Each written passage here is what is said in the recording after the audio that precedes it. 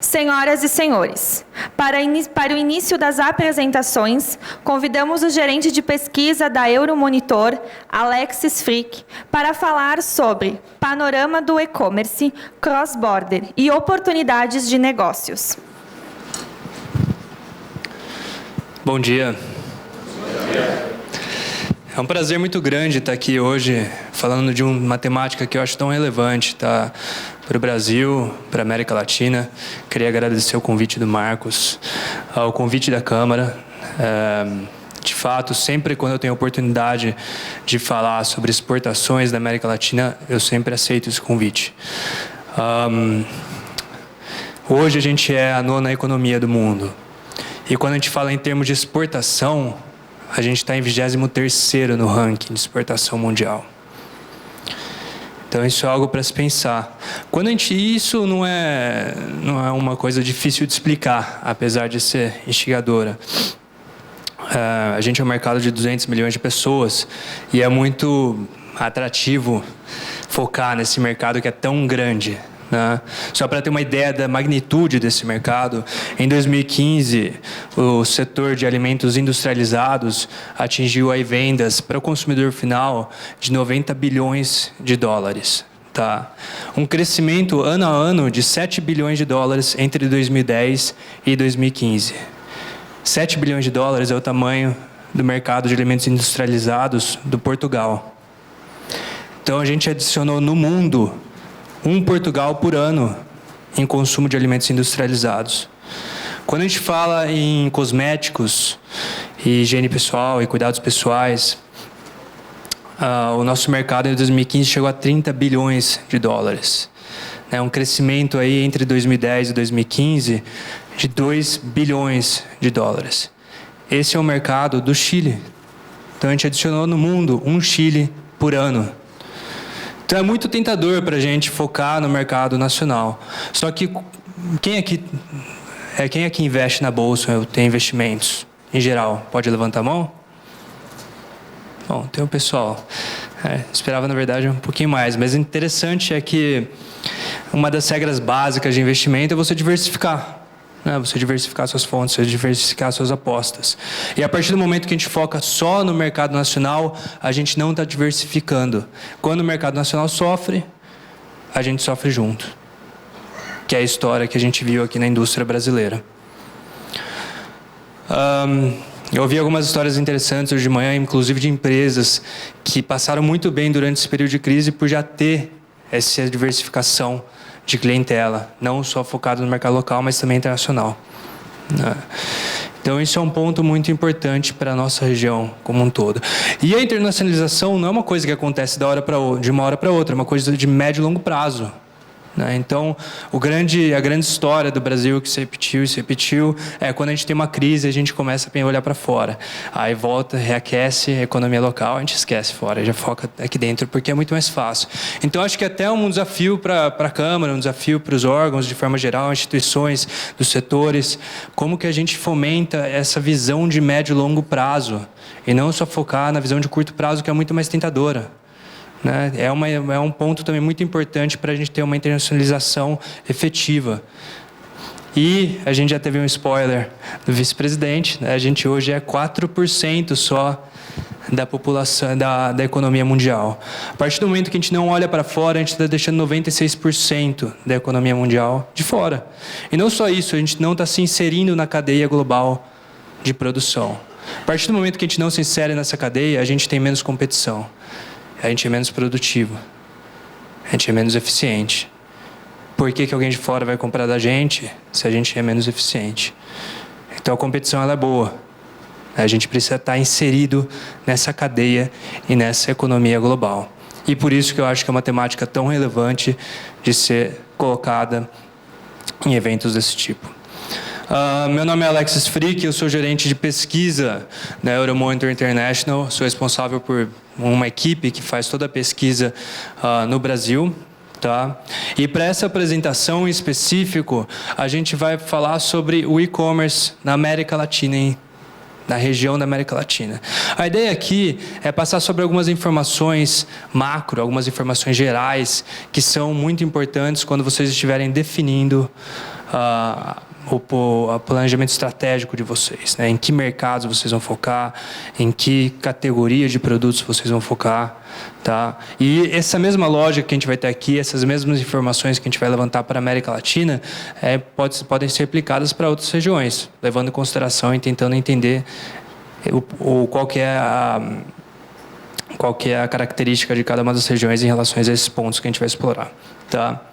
Antes de entrar especificamente no conteúdo, é importante que vocês entendam quem que é Euromonitor, por que o Alexis Frick, gerente de pesquisa, pode vir aqui falar de e-commerce na América Latina e por que vocês devem acreditar nele. A Euromonitor é uma empresa internacional de pesquisa de mercado. O nosso foco é muito em monitorar o consumo, tá? O consumo B2C, o consumo do consumidor final, mesmo pessoa física, tá? E hoje a gente acompanha aí de forma estruturada, de forma padronizada, 30 setores que a gente chama de indústria, 30 segmentos do consumo que a gente chama de indústria, tá? A gente tem mais de 40 anos de história. Hoje, a empresa se coloca como líder no mercado, no segmento de pesquisa estratégica de mercado. Por que estratégica? Porque a nossa informação, novamente, é uma informação mais macro, que dá apoio para a tomada de decisões de médio a longo prazo. A gente tem 14 escritórios espalhados em todos os continentes do mundo. E mais do que isso, temos pesquisadores espalhados em 100 países. Esses pesquisadores, eles vivem nesses mercados, eles levantam toda a informação pública disponível, eles conversam com a indústria local, tá? E montam um quebra-cabeça para entender o consumo, tanto em termos de magnitude, né, qual que é o tamanho daquele mercado, quanto em termos de desempenho, direção. Como que esse mercado vem desempenhando nos últimos anos, qual que é a projeção para os próximos anos. Tá? Além disso, a gente tem uma equipe também centralizada em Vilnius, que é a capital da Lituânia, que faz todo o levantamento aí de informações macroeconômicas e sociodemográficas para 210 países. Toda essa informação disponível no nosso banco de dados, através de estimativas, dados e análises que explicam as tendências e o drivers, o que impulsiona esse consumo em cada um dos países. E, além disso, também, para aquelas informações que não estão disponibilizadas no nosso banco de dados, chamado Passport, a gente tem as consultorias ad hoc para levantar outras informações. Hoje a apresentação está dividida em 3 principais pontos. A gente vai falar de novo sobre a América Latina. Primeiro, entender o panorama do digital, o panorama do e-commerce na América Latina, tá? Principalmente em termos de conectividade, principalmente em termos de demanda e oferta. Depois a gente vai seguir para entender um pouco mais do consumidor da América Latina. Muita gente aqui provavelmente vai ter mais em contato no segmento de B2B, mas é sempre muito interessante e muito importante você entender o consumidor final, porque no final das contas é ele que paga, né, toda essa cadeia. E por último, a gente vai fazer um mapeamento de forma bem geral das principais oportunidades na América Latina em termos de mercados e categorias. Hoje, na América Latina, eu não sei se alguém já viu esse número alguma vez, mas em termos de conectividade, tá? Hoje, dos domicílios latino-americanos, de todos os domicílios da América Latina, 50% tem algum tipo de serviço, assina algum tipo de serviço de conectividade à internet. Seja banda larga fixa, seja pacote de dados.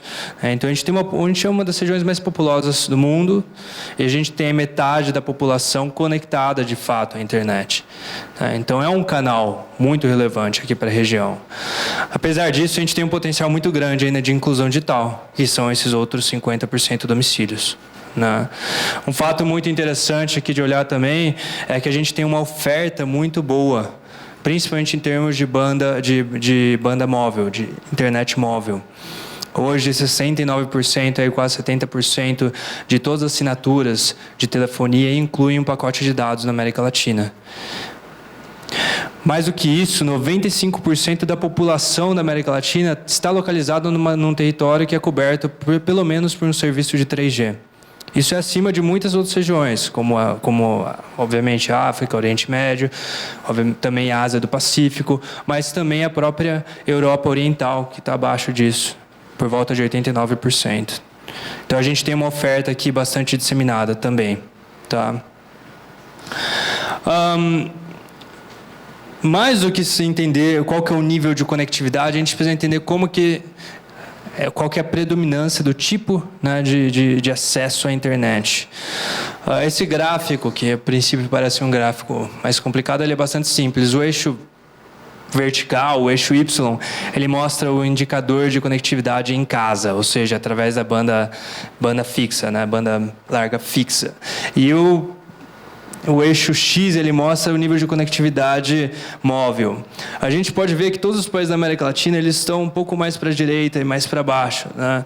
Enquanto os países, principalmente mais desenvolvidos, eles vão se aproximando mais da conectividade em casa. Isso é o fato como que a inclusão digital aconteceu na América Latina, e principalmente no Brasil. A inclusão digital se deu aqui pelos aparelhos mobile. No Brasil, eu não sei quem acompanhou, mas em 2011, 2012, a gente teve aí programas do governo também que distribuíram tablets em escola, e foi um formato para grande parte da população ter acesso pela primeira vez à internet também, de uma forma mais regular, né? O aparelho móvel e mesmo a conectividade móvel, a assinatura de pacote de dados é muito mais barato.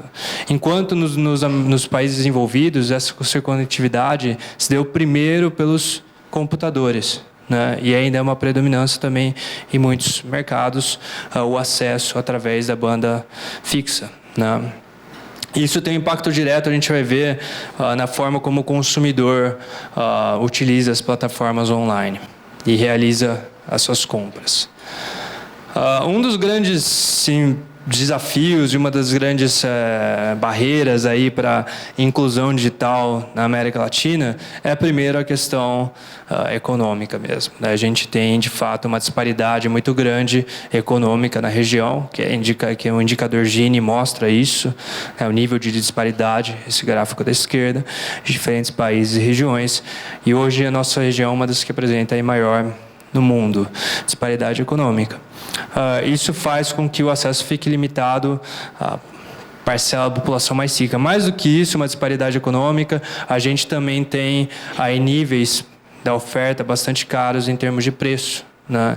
Então a gente pode ver que hoje o indicador de acesso à internet, de preços, serviços de acesso à internet da China, do Brasil, do Chile, do México, né, os três aí da América Latina, estão muito acima dos Estados Unidos, né? A gente está na média dos países emergentes, abaixo de Nigéria e Quênia, mas ainda somos um país, uma região pobre e uma região cara, o que dificulta bastante o acesso e a conectividade. É muito importante também notar que a inclusão digital, ela é sim um pré-requisito, né, do e-commerce, mas ela não é o único fator, tá? Esse gráfico ele mostra o nível de conectividade da população ou do país comparado ou correlacionado com o nível de comércio digital. E a gente pode ver que a correlação ela é muito mais baixa, por isso que está muito mais próximo do eixo Y, né? Então, isso mostra que a gente tem outros desafios além de conectar a população para conseguir aumentar o e-commerce na América Latina. Esses desafios a gente também vai explorar durante a apresentação. Mas a boa notícia aqui é que para os próximos anos, até 2020, a gente espera que a região também tenha uma grande ascensão em termos de conectividade, né? Principalmente por conta da oferta, maior concorrência, maior competição, que vai dar um melhor acesso aí para a população de forma geral, em termos de preço. E a gente espera que em termos de serviços, assinaturas por domicílio, de banda larga, móvel, a gente seja a segunda região acima até da América do Norte em 2020. Isso muito também em relação a gente ter o uso muito alto de dual chip aqui no Brasil. Tem muitas pessoas que têm mais de uma linha para poder fazer ligações para diferentes operadoras, que não acontece em outras regiões. Tá, então a gente tem uma notícia boa em termos de conectividade, a gente tem um potencial bom, a gente tem uma oferta estabelecida na região, e a gente tem aí bastante perspectiva de crescimento para os próximos anos. E o consumidor da América Latina? Quais são as características dele? Bom, primeiro na Euromonitor a gente fez uma série de questionários, surveys globais, para tentar identificar um pouco mais os hábitos e das preferências do consumidor, que a gente chama o consumidor digital. Como que a gente categorizou o consumidor digital? A gente fez uma série de perguntas para eles, e esse consumidor ele tinha que ter no mínimo, na última semana, ele tinha que ter realizado no mínimo 4 dessas atividades do lado esquerdo, que são ou você comprar um serviço ou um item online, você comparar preços, você fazer uma compra através de pagamento de proximidade, você comprar um food service online, ou você ler um livro, ler reviews de produtos, ou mesmo usar um serviço bancário, né? Alguma das 4 de pelo menos essas 7 atividades na última semana. E mais do que isso, eles também têm que ter já comprado pelo menos um produto dessas categorias, né? Vestuário, cosméticos, food service, appliances, né, eletrônicos, eletrodomésticos, enfim, online downloads. Isso caracterizava. E qual que é hoje o nível da concentração da população digital nos diferentes países da América Latina? O Brasil é um dos maiores, só atrás da Argentina com 21%. Quando a gente olha para o México, 14%, e a Colômbia, 12%. Então, a gente vai estar falando desse nicho específico, dessa população específica, que é a população que tem acesso, que pode ser um potencial consumidor do e-commerce. Tá?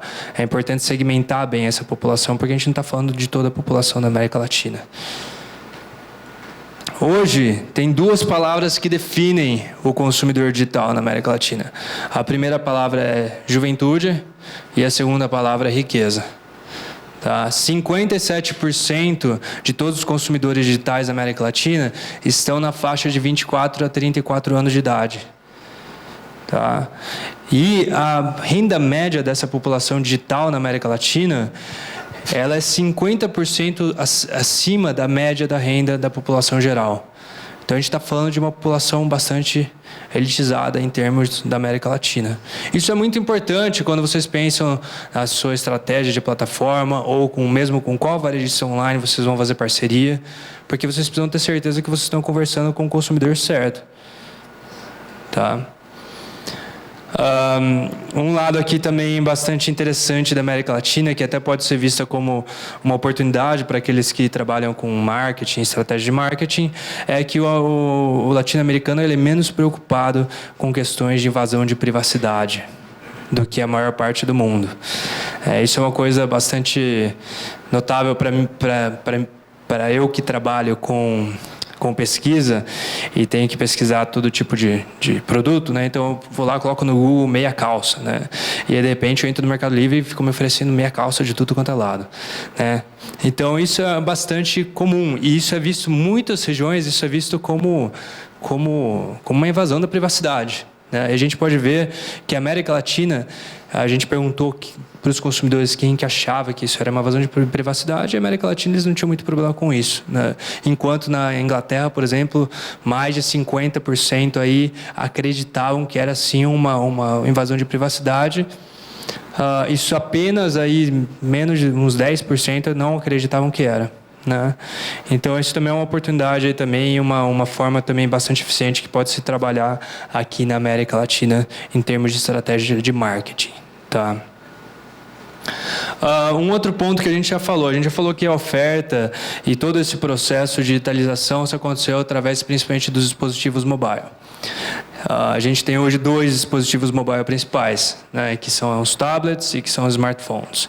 E na região, o smartphone hoje é o principal dispositivo, né? A gente tem aí 88% desses consumidores digitais dizendo que usam o seu smartphone diariamente para fazer atividades como pesquisa de preço, como olhar browser, mexer na internet de forma geral, né? E 35% deles também falando que realizam algum tipo de compra, de serviço ou de uso bancário diariamente no celular. Tá? Então é uma atividade bastante alta e até acima de outras regiões, no nível de algumas regiões até desenvolvidas em termos de smartphones. Tá? Mas quando a gente olha e compara com o uso de PC, de computador, isso é muito baixo. A gente pode ver que a maior parte aí dos consumidores, dos consumidores digitais, tá? Eles fazem algum tipo de compra online ou compram um item em serviço ou pelo menos uma vez por semana. Aí, né, a gente pode ver que quase 70% através do seu smartphone. Quando a gente olha através do computador, esse nível aí, ele está por volta de 50% para comprar um item ou um serviço. E é muito utilizado também para comparar preços, né, quase 80% compara preços quando dentro da loja. Então aí também tá, como que você cria esse momento, essa urgência de compra, né? Então ele usa muito esse aplicativo para comparar preço. Por que não só usar para comparar preço, mas para fazer a compra efetivamente no momento, né? Todo mundo, a maioria, 80%, usa para ler reviews de produtos, né? Então a importância de vocês estarem inseridos, de terem bons reviews nas plataformas que vocês estão vendendo, né? Isso é um ponto muito importante também. E por último também, quase todo mundo usa os serviços bancários, né? No Brasil isso é muito forte. A gente tem uma das redes bancárias e de tecnologias bancárias melhores do mundo, né? Então é um ponto bastante forte aí para o brasileiro e para a América Latina como um todo. Quando se pensa em estratégias de e-commerce, é importante entender a motivação. O que leva o consumidor a realizar uma compra pela internet e não por outro canal? Ele sempre vai ter a opção de escolher diversos canais. Quais são os motivos principais que levam a essa compra? Globalmente, tá? Os dois principais motivos são preço. Então, é esse motivo de cima, e a economia de tempo, que na verdade se traduz numa conveniência, né? Então, preço e conveniência. Esses dois pontos que foram colocados pelos latino-americanos como os principais, eles são iguais para todas as regiões. Todas as regiões têm esses dois pontos, talvez só muda a ordem como os dois principais pontos em relação à motivação para comprar pelo e-commerce. No entanto, quando a gente olha os top 5, isso varia bastante de região para região. Mas uma coisa bastante interessante, bastante particular da América Latina é que a gente é a única região que não tem o Anytime from Anywhere Ordering, que é a ideia de você poder, também conveniência, fazer uma compra sentado no sofá, né, à noite assistindo uma novela de cueca ou como você quiser, né? Mas a gente tem entre os top 5 a usabilidade, o Easy Site Navigation. Essa é a única região que tem entre os top 5 Easy Site Navigation, sendo que quase todas as outras regiões estão lá embaixo, né?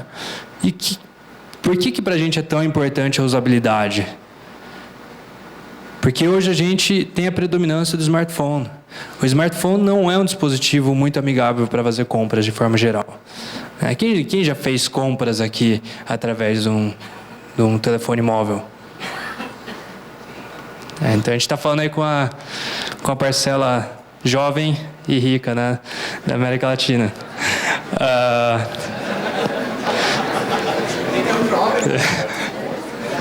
Jovem de alma.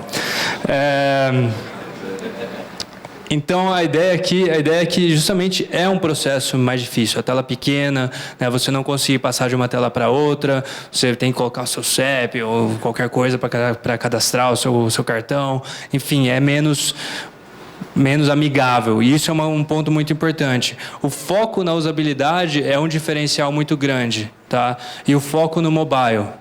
A gente pensa em entrar, vou colocar no site, está tudo bem? Não, aqui na América Latina, se você quer exportar, você tem que ter uma boa plataforma mobile e uma plataforma com boa usabilidade. Tá? Esses são dois pontos muito importantes. Então a gente vê aqui a diferença, 40% colocaram como uma importância alta ou muito alta a usabilidade do site ou do aplicativo. Versus, né, olha a diferença com outras regiões. A média global é em 30%. Tá? E a gente pode ver que o Brasil aí é um dos que despontam, né? A Colômbia também é muito importante, México também é muito importante, que são dois potenciais de e-commerce na região. Bom, a gente entendeu um pouco do panorama de conectividade, em termos de oferta, em termos de demanda. A gente entendeu um pouco mais e conhecer um pouco mais sobre o consumidor latino-americano. E agora a gente vai fazer um mapeamento. Como que a gente mapeia aí quais categorias e quais mercados que têm o maior potencial de exportação.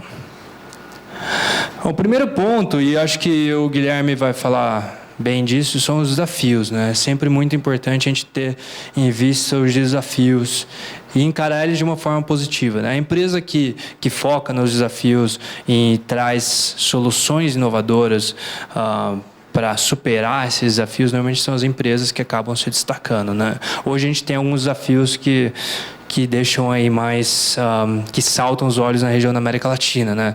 Então, primeiro uma questão econômica, que a gente já discutiu, né? O baixo poder aquisitivo da região. Um segundo ponto que a gente também já discutiu é a usabilidade. E de termos em geral, a oferta aqui na região da América Latina ainda é um pouco pobre em termos de usabilidade, pode melhorar bastante. Muita preocupação em termos de fraude. Isso pode ser parcialmente explicado também pela questão da gente ser uma população digital que teve sua inclusão há pouco tempo nesse meio. Então, ainda existe uma desconfiança bastante grande em termos de fraude. Mais do que isso também, pelo menos no Brasil, eu sinto que a gente não tá tão acostumado, né, com esses tipos de fraude. Aqui a gente tem um sistema bancário novamente muito bom. Se a gente for olhar em termos de chip, né, de cartões com chip, a gente é o país que tem maior penetração praticamente no mundo, né? Se for para os Estados Unidos, a maior parte dos cartões não tem chip. Então a segurança aqui é bastante grande em termos de cartões, em termos de transações físicas. A gente tem um alto uso de dinheiro. Isso é uma grande barreira para o e-commerce. Como que a gente faz pagamentos se quase todo mundo aqui no Brasil paga, no Brasil, na América Latina, na Argentina principalmente, paga através de dinheiro, né, e não cartão. Não sei quem já... Minha família é argentina, né, e eu costumei bastante para lá. E quando você vai procurar um restaurante que aceita cartão, não é tão fácil assim. O cara só aceita American Express, né? Então é um pouco difícil essa situação. E existem muitas empresas interessantes com algumas boas propostas.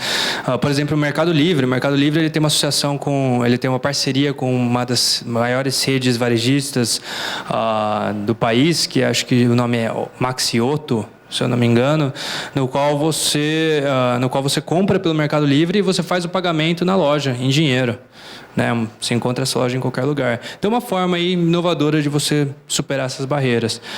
E a questão de logística, né, que eu acho que todo mundo sabe muito bem que é um ponto muito difícil aqui, não só por ser para a gente ter uma infraestrutura ainda precária na região da América Latina como um todo, mas também para a gente estar falando de longas distâncias, populações bastante disseminadas em muitas regiões, e até alguns desafios geográficos quando a gente olha para o Peru, para a Bolívia, para a Colômbia. Em termos de... Agora olhando aí de fato as oportunidades, tá? Esse gráfico é um gráfico não tão amigável aqui, mas a ideia é que quanto maior o quadrado, maior a oportunidade, tá? E esses quadrados eles mostram quanto que é esperado que cada um desses segmentos, cada uma dessas categorias adicione em termos de dólares, tá? Nos próximos anos no e-commerce da América Latina. Tendo em vista que ainda a maior prioridade aqui é economia de dinheiro, economia, né, de dinheiro, obviamente, e também conveniência, a gente vê que o foco está muito em produtos de alto ticket, né, de um ticket maior. Então, produtos no qual você pesquisa mais antes de fazer a compra, na qual faz sentido você pesquisar de casa, você não ficar visitando uma série de lojas. Então, por exemplo, eletrônicos. A gente tem também ticket de avião, né? Então voo de avião, hospedagem, eletrodomésticos, mas tem umas categorias que se destacam aqui. Aqui eu queria chamar a atenção para duas, que é Beauty and Personal Care, que é cosméticos e higiene pessoal, que a gente tem um potencial muito grande. A gente é uma referência, hoje a gente é o segundo mercado, se eu não me engano, global, se não for o segundo, é o terceiro, em cosméticos e higiene pessoal, né? E a gente, mais do que ser um mercado muito grande, a gente é muito bem visto lá fora. A gente tem, principalmente quando a gente fala em termos de de produtos para cabelo, pela nossa diversidade, né, em termos de etnias. A gente tem produtos muito bons e muito específicos, produtos à base de ingredientes da Amazônia, que são muito cobiçados lá fora, né? Então a gente tem uma oportunidade boa e que vai crescer bastante na América Latina, o e-commerce de cosméticos e higiene pessoal. E também vestuário, que novamente a gente sabe de muitas empresas também que aproveitaram bem a imagem do Brasil aí para também criar a sua própria grife. Hoje o Brasil sempre foi uma referência, por exemplo, em termos de biquínis, né, internacionalmente, um pouco também pela questão da nossa cultura em relação ao corpo também aqui no Brasil, né? Então a gente tem algumas categorias aí que tem um potencial bastante grande dentro da América Latina. Agora a gente falou em termos de categoria de produtos, em termos de mercados, de países, né? Eu escolhi os 5 maiores mercados de internet, de e-commerce da América Latina. São eles Brasil, México, Argentina, Colômbia e Chile. Tá, esses são os maiores. A ideia aqui é que quanto mais para cima, maior o índice de conectividade desses países. Quanto mais para a direita, maior o crescimento esperado para os próximos anos, em termos relativos, em termos de porcentagem. E quanto maior a bola, maior o crescimento em termos absolutos, né? O quanto que vai adicionar de dólares nos próximos anos. A gente vê que, de fato, o Brasil hoje é maior, né? O que vai mais adicionar, mas ainda é um crescimento relativo baixo, até por uma questão da retomada da economia, que ainda está se dando de uma forma bastante lenta e menos rápida do que o esperado, né? Mas a gente vê que 2 aí que se destacam bastante, a Colômbia e o México, tanto com crescimento relativo grande, mas também com um crescimento absoluto grande, né? A Argentina, apesar do que ela está passando agora, é o país que tem o maior índice de conectividade, né? É um país que tem uma infraestrutura digital bastante interessante e um consumidor muito ávido pela tecnologia. Então também apresenta aí, vamos ver como que a economia se comporta, também uma oportunidade para os próximos anos. Também depende de vários outros fatores. Além de identificar as categorias de produto e os países, né, é importante identificar aí quais são as dificuldades pontuais e quais são as oportunidades em termos de legalização, em termos de comportamento da população local, etc, etc, né? Então é importante conhecer um pouco mais a fundo também esses mercados. Eu escolhi 3 mercados que são bastante amigáveis em termos de cross-border. Tá? A República Dominicana hoje ela é um mercado bastante pequeno, sim, mas é interessante ver que a maior parte das compras de internet na República Dominicana são cross-border, né? Então, quase todas as compras de internet vêm de outros países para a República Dominicana, Europa, Estados Unidos, uma série de países. Eles têm uma questão de uma falta de variedade de produtos, eles não têm tanta disponibilidade de marca pelos varejistas locais, então eles buscam comprar produtos aí que não estão disponíveis no mercado local. Esse é o principal impulsionador do e-commerce nesse país. E é interessante também ver que produtos com menos de $200, valor abaixo de $200, não tem uma taxação de imposto de valor agregado. Um outro país bastante aberto aí é o Chile, né? A gente tem aí produtos abaixo de $30 não são taxados no Chile. E eles também têm hoje o Chile tem um dos maiores índices econômicos, um dos melhores índices econômicos em termos de renda per capita, etc, da América Latina. E eles também têm aí um varejo que às vezes não consegue suprir a demanda em termos de disponibilidade de marcas e disponibilidade de produtos, variedade de produtos, né? Então esse é o principal impulsionador de compras para cross-border no Chile.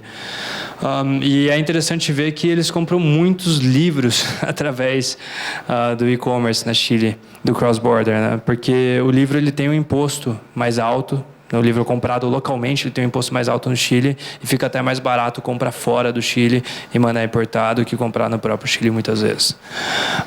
E o último aqui é o México, né?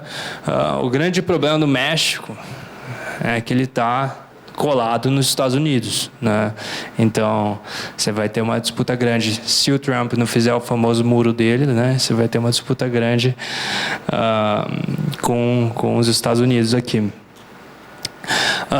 Mas o interessante é que eles também têm uma questão de preço bastante como um driver aí do e-commerce cross-border nesse país. Eles estão muito acostumados a comprar de fora, né? Então, isso é importante, eles têm menos medo de fraude, do produto não chegar, como eles já compram bastante dos Estados Unidos, eles recebem seu produto em casa, isso é uma barreira pequena para eles, né? Eles podem esperar, eles não têm tanto medo assim de fazer uma compra fora do seu mercado. Alguém já fez compra aqui no Alibaba? E aí, recebeu bem o produto? Demorou alguns meses? Mais ou menos. Pois é. Aí chega, né? Chegou. Então, mais ou menos, eles não têm tanto esse medo, que acho que eu pessoalmente, que não faço parte da juventude da riqueza aqui da América Latina, eu nunca fiz uma compra através do Alibaba, né? Porque eu não sei quando que ia chegar esse produto, né? Então é uma barreira que às vezes a gente acha que é pequena, mas é importante. E o que a gente tem aqui bastante de oportunidades são muito focadas em nichos, né? Então os nichos, produtos que não são disponíveis e que tem nichos nesse mercado mexicano, por exemplo, questão de eletrônicos especializados para câmeras.